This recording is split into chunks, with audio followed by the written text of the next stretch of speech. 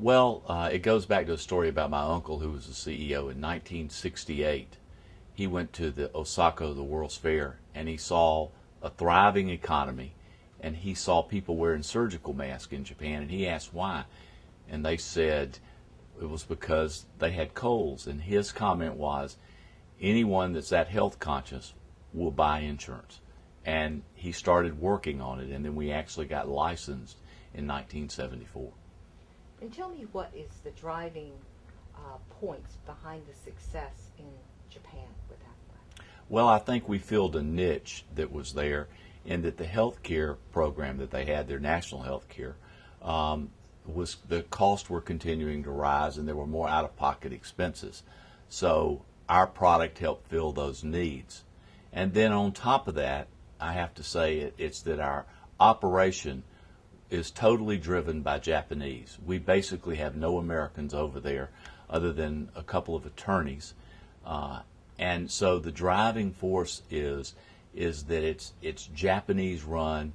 It wasn't an American concept that came over and became American, but rather it was an American concept that was converted to the Japanese way, and that's why it's worked. And let's talk about the importance of the relationship between Georgia and Japan overall. Well, Georgia, and specifically Atlanta, is one of the key commerce areas throughout the country.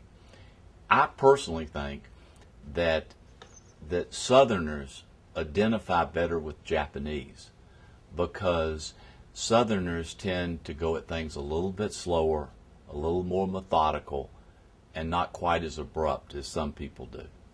And that's the way the Japanese tend to like it. And so there's a bond there that I've noticed that makes it much easier to work within that scope. You were chair between 1997 and 98. Tell me what the situation was like then. Well, it was a thriving economy in America, and Japan wanted to participate in that thriving economy. They had had some tough times prior to that, the economic bubble they had, and so they were working toward building their business throughout the United States.